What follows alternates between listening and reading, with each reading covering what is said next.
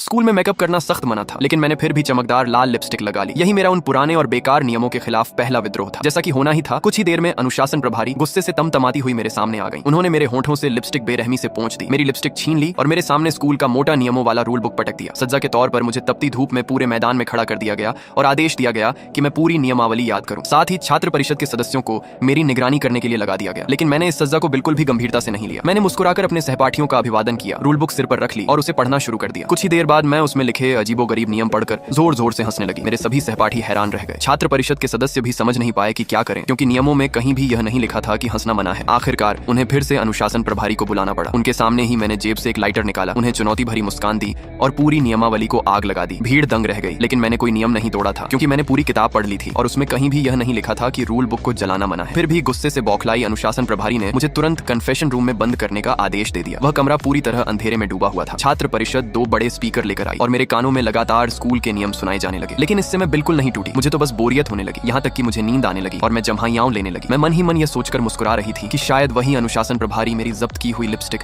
चुपके से खुद लगाकर आईने में देख रही होंगी। लेकिन तभी मैडम, एक समस्या हो गई है। जिस लड़की को कन्फेशन रूम में बंद होना चाहिए था, वह आराम से क्लासरूम में बैठी थी, जैसे कुछ हुआ ही ना हो। इस बार मैंने अपने बालों की 2 चोटियां बनाई थी और उनमें हरे रंग का रिबन लगाया था। हरा रंग जीवन और उम्मीद का प्रतीक है। मैं इस स्कूल के छात्रों के जीवन में उम्मीद वापस लाना चाहती थी। कुछ ही देर में अनुशासन प्रभारी फिर पहुंच गए। इस बार उन्होंने सबके सामने चुपके से मेरी जेब में सिगरेट का पैकेट डाल दिया और अगले ही पल उसे निकालकर सबको दिखाने लगी कि मैंने स्कूल का नियम तोड़ दिया है। असल में यह सिर्फ मुझे दोबारा कन्फेशन रूम भेजने का बहाना था। इस बार उन्होंने मुझे तोड़ने के लिए तेज रोशनी सीधे मेरे चेहरे पर डलवाई, लेकिन मैं फिर भी शांत रही। बल्कि उस चमकती रोशनी में भी मुझे एक मजेदार लय महसूस होने लगी। अगले ही दिन मैं फिर से पूरी ऊर्जा के साथ क्लासरूम में मौजूद थी। इस बार मैंने अपने बालों को गहरे बैंगनी रंग में रंग लिया था। मेरे सहपाठियों के सुस्त और डरे हुए चेहरे पहली बार मुस्कुराते दिखाई दिए। मुझे समझ आ गया कि मैंने उन नियमों की कुछ जंजीरें तोड़ दी थी, जिन्होंने उन्हें सालों से बांध रखा था। अनुशासन प्रभारी अब पूरी तरह बौखला चुकी थी। इस बार उन्होंने कोई झूठा आरोप लगाने की भी जरूरत नहीं समझी। उन्होंने छात्र परिषद को आदेश दिया कि वे मुझे जबरदस्ती घसीट कर ले जाएं। लेकिन जाते जाते भी मैंने अपने सहपाठियों को मुस्कुराकर अलविदा कहा। तीसरी बार मुझे फिर कन्फेशन रूम में बंद कर दिया गया। अब अनुशासन प्रभारी खुद डरने लगी थी। आखिर कोई साधारण छात्रा बार बार बिना किसी निशान के वहां से बाहर कैसे आ सकती थी? उन्होंने मुझसे पूछा